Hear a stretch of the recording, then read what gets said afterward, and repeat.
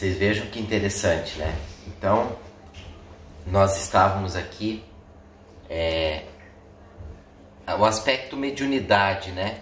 Muitas pessoas acreditam que precisa de um ato exterior, mirabolante, físico, para que a mediunidade se processe. Mas como vocês puderam perceber aqui, a mediunidade, ela é algo inerente à vida, é algo que é assim, simples, mas não complexo. Porque, vejam só, um pensamento, mediunidade. Nós temos milhões e bilhões de pensamentos durante o dia, mediunidade. Qual é o pensamento que a gente escolhe durante o dia? Pensamento bom ou pensamento ruim? A gente vai se purificar ou a gente vai se sujar?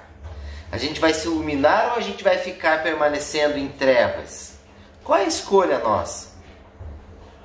No fim das contas, o Espiritismo é tudo isso, mas é só isso.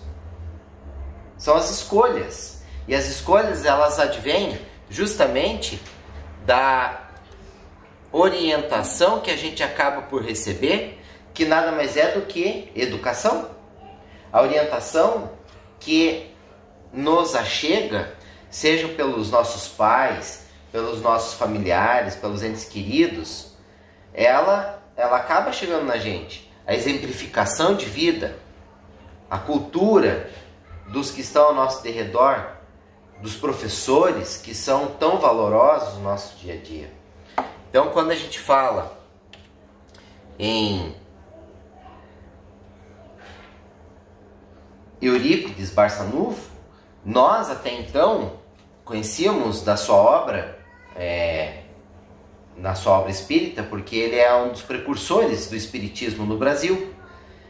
E ele veio justamente nessa nascente em que Jesus, ele retorna, por assim dizer, redivivo, renascendo verdadeiramente com o Espiritismo, com a nova proposta de retornarmos lá no cristianismo primitivo, lá atrás, quando o Cristo pregava e realmente modificava o caminho das pessoas pelo seu ensinamento, pela sua instrução. E nada mais é do que um grande professor, o nosso grande avatar, nosso grande mestre. É o nosso maior professor que nós temos. Vamos dizer, ele é o diretor da nossa escola.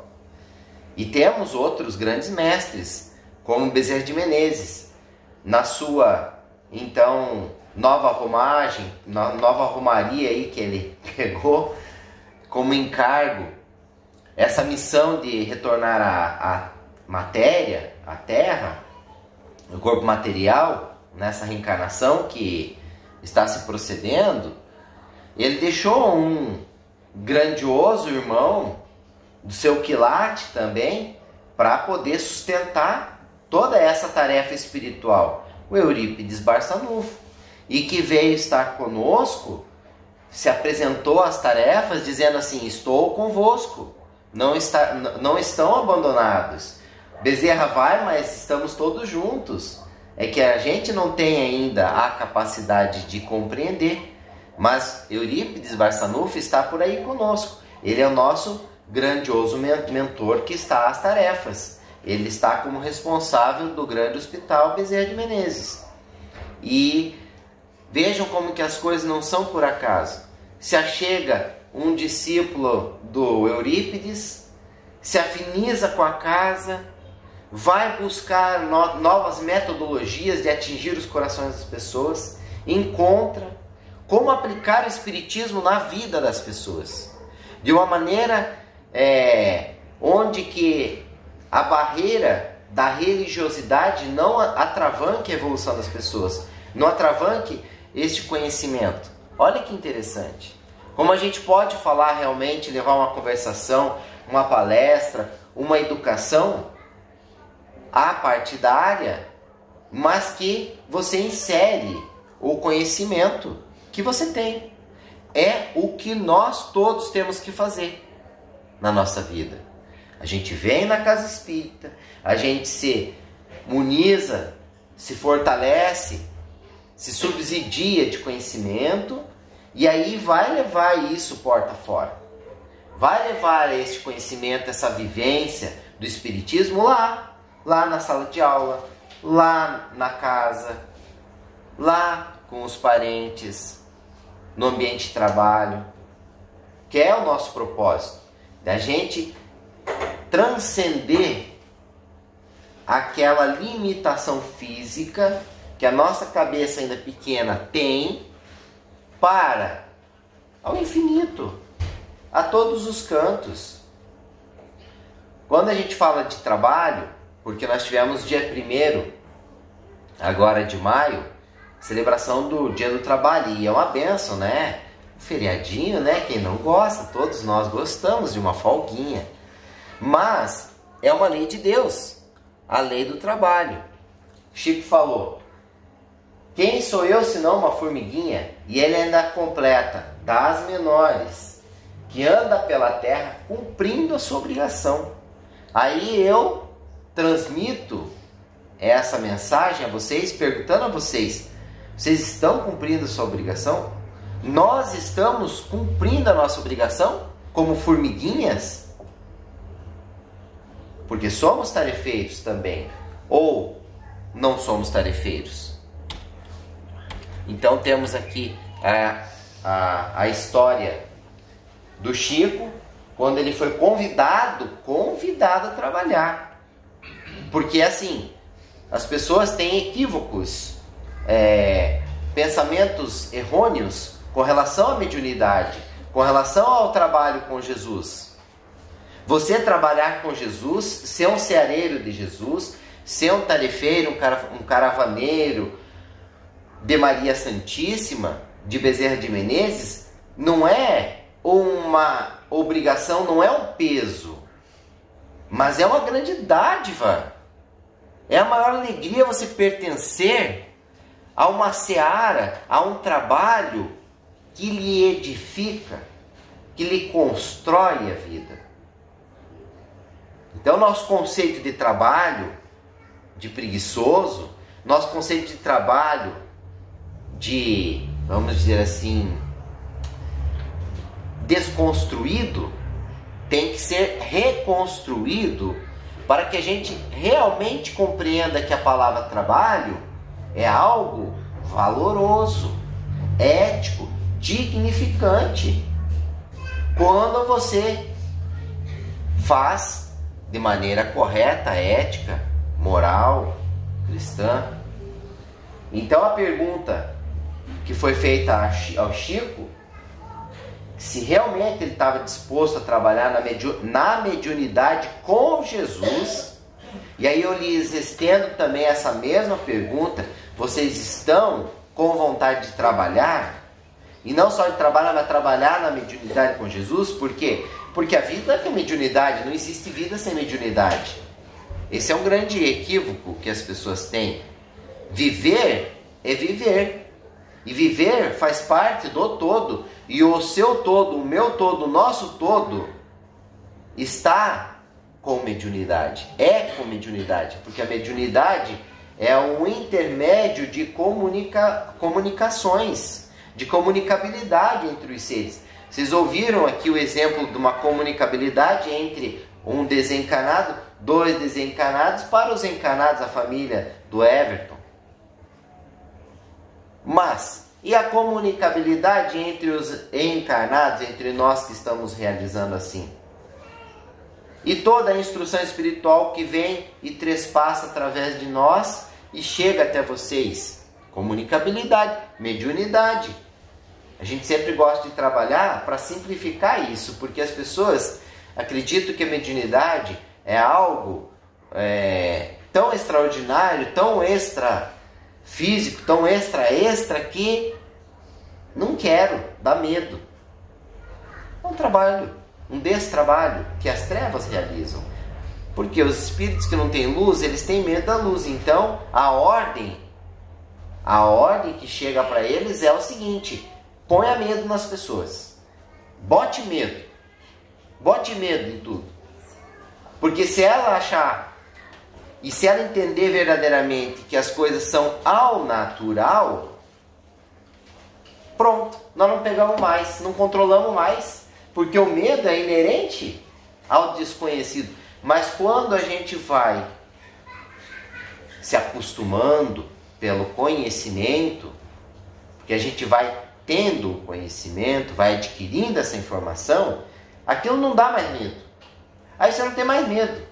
Você não tem mais medo do escuro, porque você sabe. Você está na sua casa. Você sabe onde que tem o móvel, você sabe onde que acende a luz, você sabe onde que tem o degrau. Você não tem medo, porque não está desconhecido. A mediunidade é a mesma coisa. É esse intercâmbio, como você alcançar esses espíritos superiores. Não somente nessa linha horizontal, como disse o Everton, mas nessa linha vertical, verticalizando para os espíritos que estão em grau de vontade de trabalhar, em vontade de auxiliar a gente, porque a gente não recorre a eles. Normalmente a gente só chora, morre de medo, desespera e quer que alguém resolva o nosso problema, mas a gente não faz os verdadeiros questionamentos para obter as verdadeiras respostas. A gente não busca com sinceridade aquilo que a gente deve procurar, que é, Chico perguntou, se os bons espíritos não me abandonarem, eu trabalho na mediunidade com Jesus, contigo, Emmanuel. É um toma lá da cá. É os dois lados, as duas vias. E eles não nos abandonam, porque eles têm fidelidade. São valores. Nós temos que aprender a ter também. Emmanuel disse, não será você desamparado, mas para isso é preciso que você trabalhe, estude e se esforce no bem. E o Chico falou, e o senhor acha que eu estou em condições de aceitar o compromisso? Emmanuel, perfeitamente, desde que você procure respeitar 3 pontos básicos para o serviço. Ficou esperando, né? O Chico daí perguntou, qual é o primeiro? Disciplina. E o segundo? Disciplina. E o terceiro? Disciplina. Além da recomendação de disciplina para toda e qualquer situação, a segunda mais importante orientação de Emmanuel para o médium era assim relembrada por Chico Xavier para todos nós não nos esquecermos.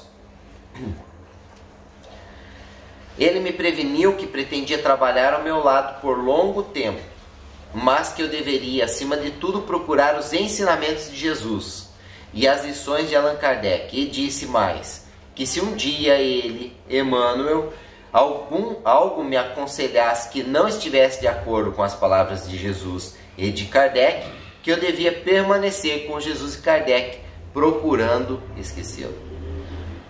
O que é isso? Isso é orientação, isso é pedagogia básica do Cristo.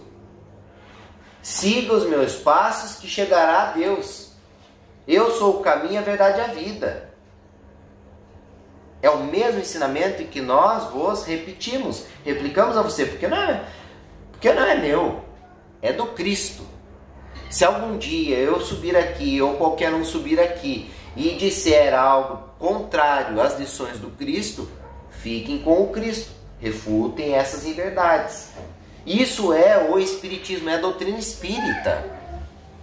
Então nós temos que compreender que essas lições de trabalho nada mais são do que lei natural da vida.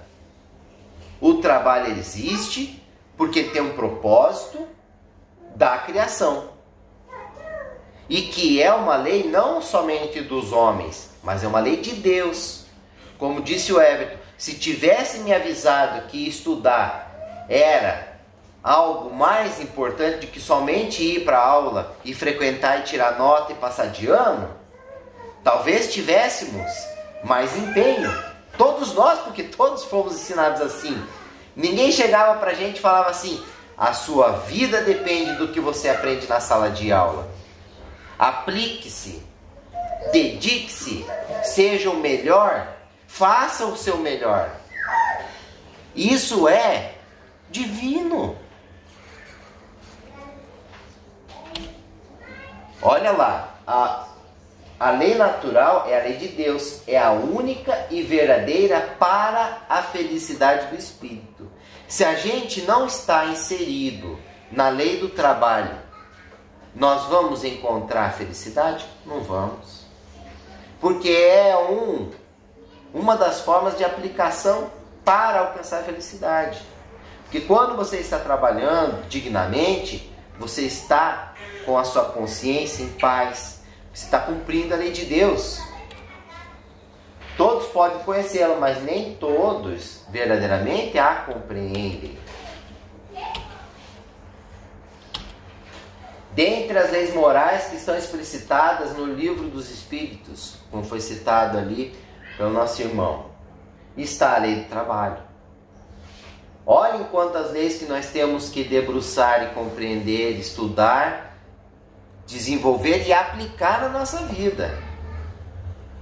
Lei do trabalho é uma das leis divinas. No livro dos Espíritos está a seguinte questão. Pergunta 619. Deus proporcionou a todos os homens os meios de conhecerem a sua lei? Todos podem conhecê-la, mas nem todos a compreendem. Os que melhor a compreendem são os homens de bem e os que desejam pesquisá-la. Não obstante, todos um dia compreenderão, porque é necessário que o progresso se realize. O comentário do Kardec. A justiça da multiplicidade de encarnações, reencarnação, do homem decorre deste princípio, pois a cada nova existência sua inteligência se torna mais desenvolvida e ele compreende melhor o que é o bem e o que é o mal. Se tudo tivesse de se realizar numa só existência, qual seria a sorte de tantos milhões de seres que morrem diariamente no embrutecimento e selvageria, ou nas trevas da ignorância, sem que deles despenda o próprio esclarecimento? Jesus falou: meu Pai trabalha incessantemente e eu também. E aí, dá para folgar? Dá para reclamar do trabalho que Deus nos colocou? A gente pode se esforçar, pode se esmerar, pode querer mudar, mas não reclamar. Por quê? Porque é divino. Há um profundo conhecimento, há uma profunda lição que nós temos que passar por cada uma das atividades que nós fomos convidados pela lei de Deus, pelo planejamento reencarnatório para nos aplicarmos. Nós, para vocês terem uma ideia, nós vamos ter que conhecer todas as ciências existentes nessa terra e aquelas que ainda não existem nessa terra. Quando se fala de física quântica e coisas dificílimas como matemática, português, tudo difícil, por quê? Porque a gente não conhece. Mas quando nós obtivermos esse conhecimento, serão fáceis, porque já conheceremos, mas teremos que aprender. Então não adianta falar: eu não gosto disso, não quero nem aprender. Já trave essa máxima que impede, vejam, a máxima que impede você de desbloquear a sua mente para o novo. Se não sabemos ainda somar 1 mais 1, vamos aprender. Se nós não aprendemos ainda álgebra, não aprendemos coisas mais difíceis, vamos nos aplicar, vamos nos dedicar e ser um bom estudante. Porque tudo tem uma decorrência na evolução. Porque vocês pensem comigo, vocês acham que um Eurípides Barçanufo, nosso grandioso mentor Eurípides Barçanufo, para ele ser o pedagogo que foi lá nos idos de 1900, ele já não era o grande professor? ele já trazia na sua reminiscência, no seu espírito, o conhecimento da educação. E com toda certeza das cadeiras científicas, da matemática, do português. Eu pergunto para vocês, mas ele foi de alguma maneira privilegiado por Deus? Existe o predileto de Deus? Que a mágica faz com que o conhecimento chegue? Ou ele teve que se esforçar para alcançar esse conhecimento? Teve que se esforçar. E nós não vamos ter que nos esforçar? Vamos. Mais cedo, mais tarde, com mais trabalho, com menos trabalho, vamos ter que alcançar esse conhecimento. Então, abrir-se para obter esse conhecimento, para o novo, para a verdade, para o esclarecimento. Porque a grande dificuldade na nossa evolução são os dogmas, são as travas. Eu não sei, não quero saber e ponto final. Não. Escute, ouça, veja se de alguma maneira isso é aplicável na sua vida.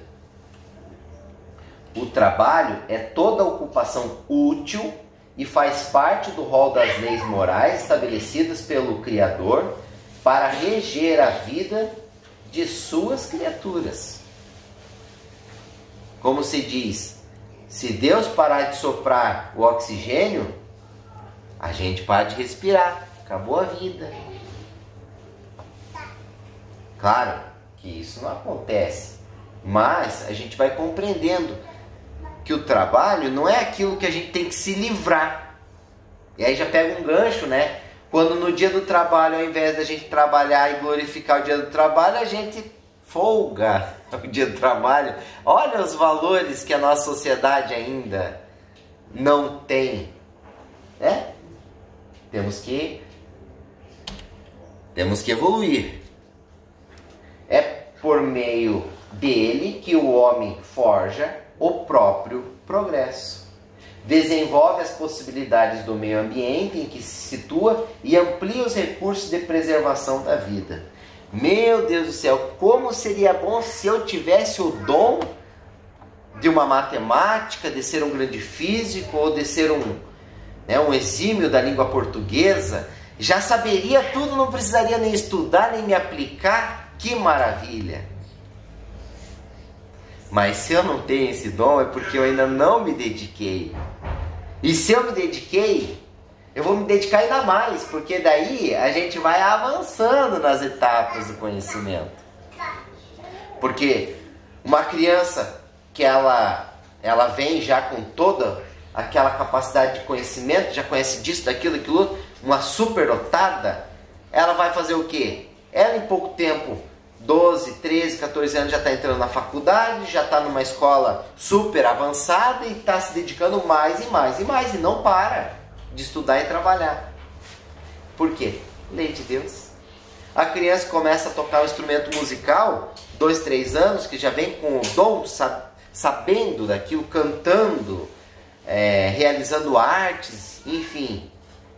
Ela já está desde cedo ali, se aplicando sem parar naquilo que ela está imbuída de alcançar. Mas e nós? Nós não queremos nem novo, nem velho. Não queremos, né?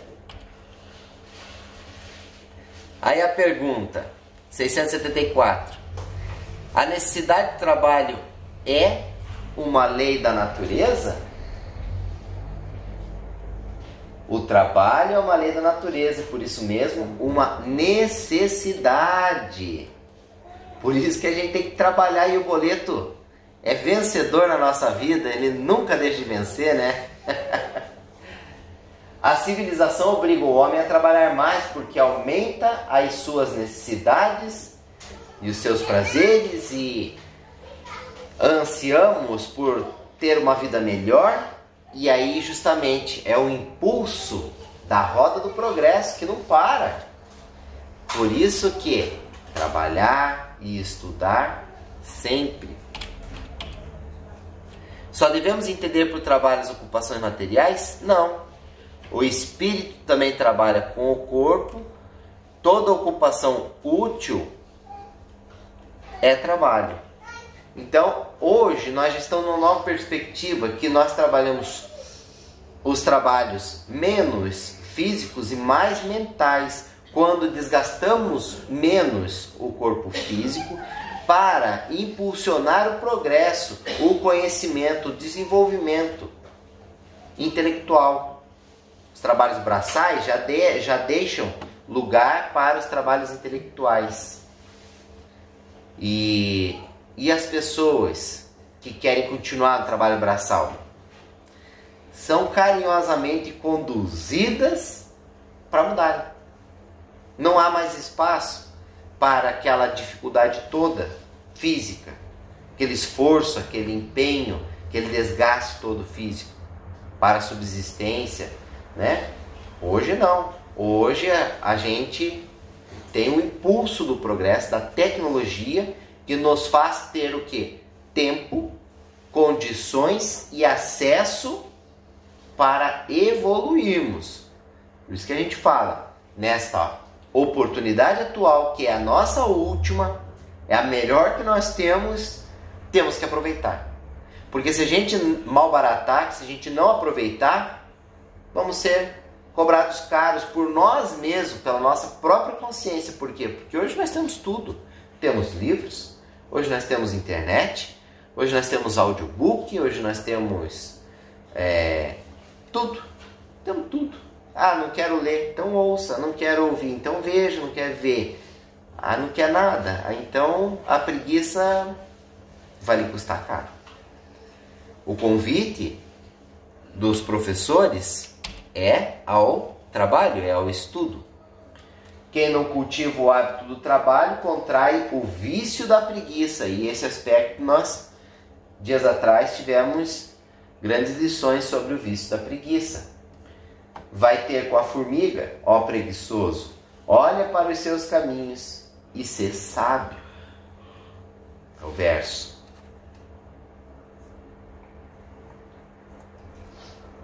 Vício da preguiça. Quem diria, né, minha gente? Preguiçoso, até quando ficarás deitado?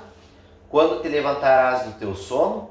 Um pouco a dormir, um pouco a pestanejar, um pouco a repousar, de braços cruzados. Provérbios.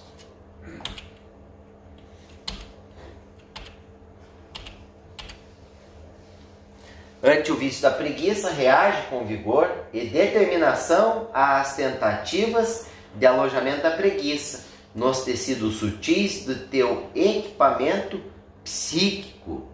É uma situação que se instala na nossa mente, no nosso querer, e assume nova postura diante da vida, que te oferece diariamente inúmeras oportunidades de trabalho para o seu crescimento e desenvolvimento. Como disse o nosso irmão convidado, ele poderia muito que bem ter ficado na vida boa dele, na vida mansa dele, empresário, né? Tranquilo, no trabalho dele, mas algo lhe movimentou as forças e ele fugiu da preguiça dele, se aplicou, recebeu as instruções, deu de cara com as necessidades que tanto buscava, dedicou do seu material, do seu tempo, do seu intelectual e vai alcançar a melhor rota. Eurípides Barçanufo está acompanhando, está auxiliando a todo momento, assim como todos nós. Quem não quer ter um grande mentor direcionando as nossas vidas? Mas nós temos que fazer a nossa parte. Ajuda-te, que o céu te ajudará. Não é somente um espírito, mas todo o céu. Ou seja, todas as forças do universo irão lhe amparar para aquele bom propósito que você está direcionando na sua vida. Mas você tem que se ajudar. Vamos pular aqui. Temos rapidamente trabalho material, físico, que nos faz evoluir na materialidade, no ter, mas nós temos que também trabalhar o ser através de trabalho voluntário, doações pessoais de tempo para a comunidade, seja da maneira que puder. Nós, dentro da seara espírita, também temos várias formas de trabalho. Por exemplo, você ler um livro é um trabalho, porque você está lendo para você, está lendo com todos aqueles que contigo estiverem lhe acompanhando. Oração, orar pela comunidade, por todo o nosso planeta, é uma forma de trabalho também. Você vir assistir uma palestra é uma forma de trabalhar. Você está se desenvolvendo, você está contribuindo. A gente sempre fala, empreste seu ouvido àquele que não tem a condição de ouvir. Empreste sua mente que está boa, que não está embaralhada de tanta problemática. A gente vai auxiliando os irmãos que estão colocados ao nosso derredor espirituais. Trabalho mediúnico, todas as formas de trabalho abençoadas por Deus. Joana de Ângeles, através do trabalho, o qual não decorre troca nem permuta de remuneração, o espírito se modifica, crescendo no sentido moral e espiritual. Por quê? Porque aí a gente está dentro da lei do dai de graça aquilo que de graça a gente recebe. Através da autodoação consegue se superar e revela-se instrumento da misericórdia divina na construção da felicidade, que é o que a gente busca, a felicidade. Ajuda o espírito a se melhorar através da compreensão de que a vida não acaba com a morte do corpo físico e o trabalho é uma constante. Nos mundos superiores, e aí uma triste notícia para todos, não há ociosidade. Todo mundo quer o céu de ociosidade, mas lá não vai encontrar nem o espírito superior, porque eles estão atendendo a gente aqui. Estão aqui trabalhando com a gente, atendendo uma oração, estão atendendo uma necessidade ali, uma dor acolá, estão nos mundos inferiores, como o planeta Terra, estão conosco nos umbrais de nossa vida. O espírito superior, ele está contribuindo com a obra. Nos mundos mais adiantados, o trabalho é relativo à natureza das necessidades. Quanto menos necessidades materiais, menos material é o trabalho. É esse progresso que nós estamos galgando, que nós estamos alcançando. Menos necessidade da matéria e o trabalho intelectual vai levando à possibilidade de tempo de alcançar conhecimentos do mundo espiritual. Agora, se eu só quero matéria, matéria, matéria, eu não vou ter tempo para encontrar como que funciona a parte espiritual, como que eu realizo meu autoconhecimento, como que são as leis de Deus, quais são as leis de Deus. Não vou ter tempo para estudar o Espiritismo, a doutrina do Cristo. Não vou ter tempo. E aí o tempo vai se passando. E de repente, bom, você só quer material, material, material? Então vai para um mundo semelhante ao que você quer, bem material. E aí lascou. Porque se a gente quer um mundo mais evoluído, os mundos mais evoluídos são mundos mais espiritualizados, onde que os espíritos já não dão tanto valor ao material. Então é uma balança, é um contrassenso. Eu querer tudo do mundo material, mas querer um belo mundo espiritual. É o que nós temos ainda no planeta Terra. As pessoas morrem, seus espíritos vivem, porque o espírito não morre, então o corpo ficou, o espírito prosseguiu, mas o espírito continua querendo o material, viver na matéria. É um contrassenso. Não quer morrer, porque ele quer o mundo material. E aí não se espiritualiza, não evolui e não alcança mundos superiores. Porque ele também gosta de uma preguicinha, né?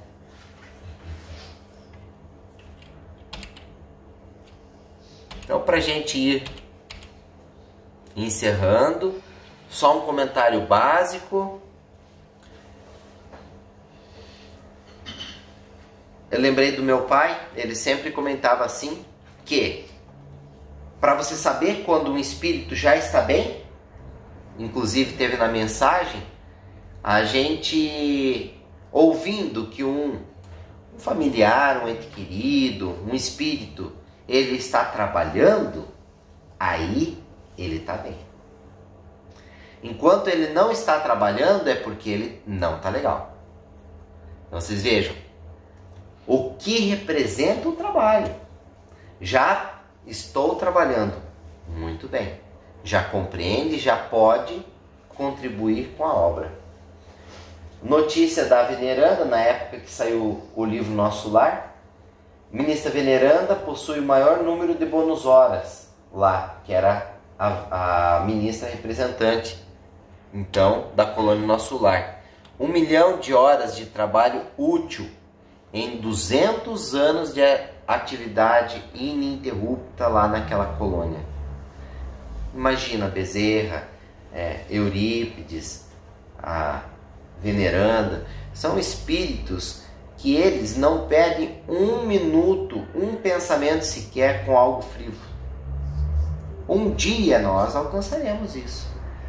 E temos que nos esforçar para chegar nisso, né?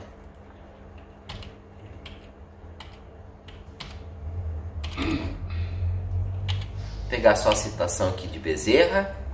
Bezerra disse: ensina-nos a trabalhar mais e a produzir mais, a fim de conquistarmos recursos maiores, tanto quanto nos seja possível receber. Concede-nos mais trabalho para sermos mais úteis.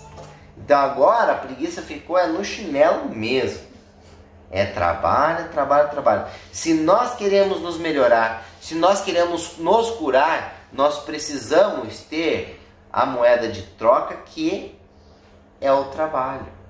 Fala-se do bônus hora, né? Uma paga, entre aspas. Mas é mais ou menos assim. Tá, Celcinho lá tá aquela dor, machucado daquele jeito e não consegue melhorar. Beleza. Beleza. O que dá para fazer por ele? O que ele tem feito? Essa é a conversação no mundo espiritual. Puxa, mas não dá para aliviar um pouco a dor dele?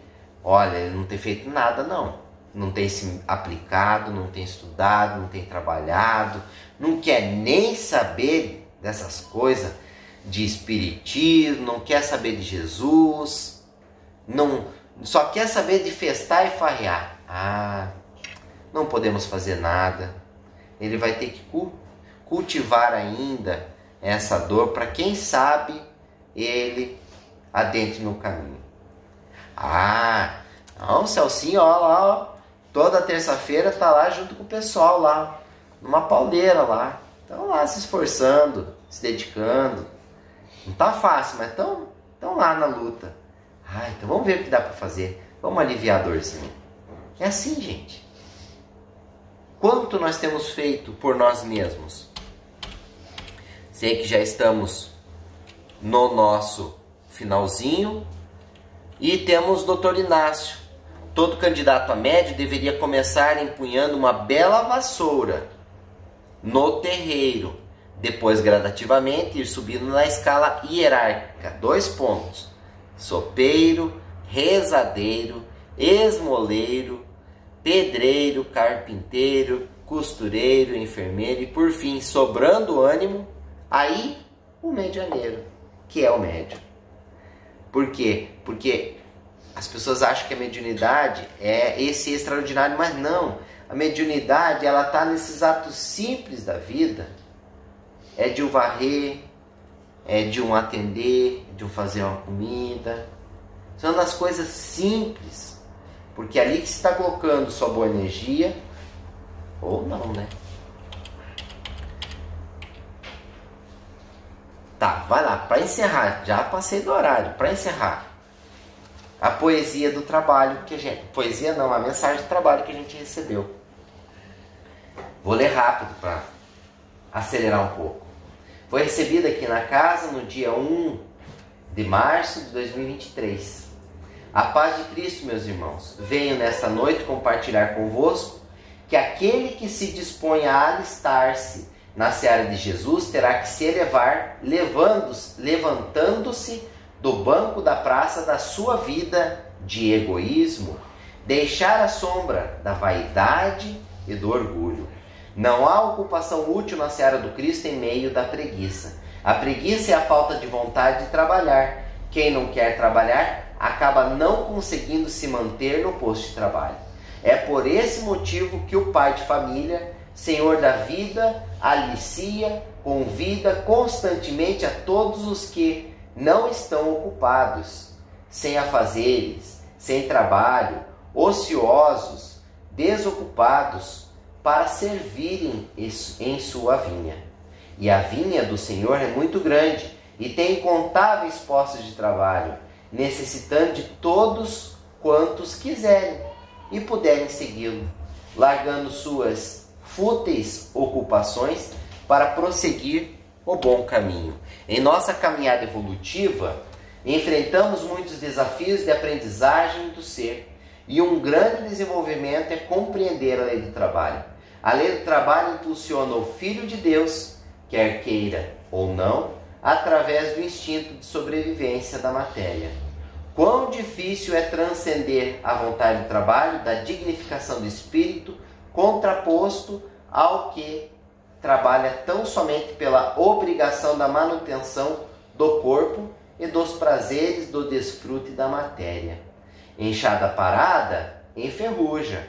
Alguns dizem que trabalhar cansa, mas é uma canseira dignificante que ao primeiro descanso o trabalhador se refaz.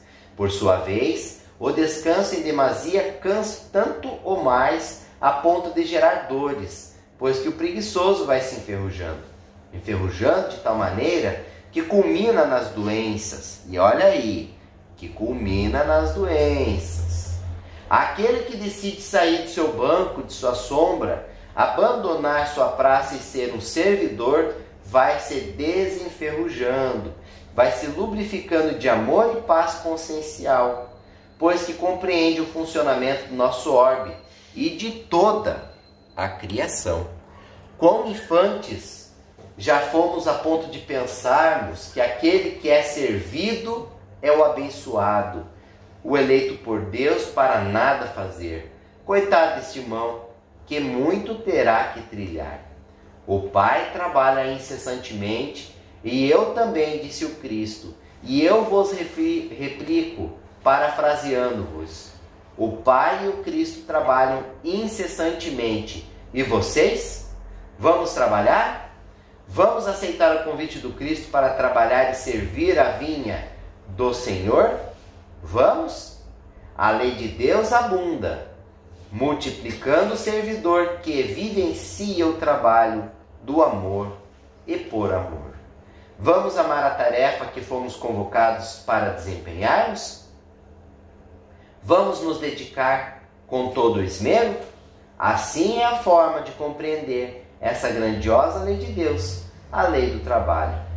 Força, meus colegas de labuta, Inácio Ferreira vos saúda. E hoje, então, agradecido pela paciência de vocês, por terem vindo até a casa de Bezerra, eu convido para que façamos uma oração, que nesta linda homenagem que na nossa pequenez carinhosamente pudemos prestar ao nosso mentor amigo Eurípides Barçanufo, falando sobre o trabalho, sobre a lei de Deus, ao nosso grandioso irmão que aniversariou neste mesmo dia em que, não por acaso, ele reencarnou em 1º de maio, mas para deixar o exemplo intrínseco para aqueles que têm os olhos de ver. Que a lei de Deus deve ser cumprida por todos nós, para que as nossas consciências não nos coloquem em apuros e no amanhã não nos vejamos em situações tão dificultosas pela preguiça, pelo descuido de não trabalhar. Trabalhemos todos, trabalhemos incessantemente, como nos convidou o Mestre Jesus. Graças damos a tudo que temos recebido e rogamos aos guardiões amigos para que possam nos conduzir em paz, em segurança aos nossos lares. E graças a Deus. Obrigado a todos. Boa noite. Hoje foi 3 boa noite. Vem, Clara, vem, Clara. Água, já vamos beber água. Fala boa noite. Boa noite. Daqui a pouco sai.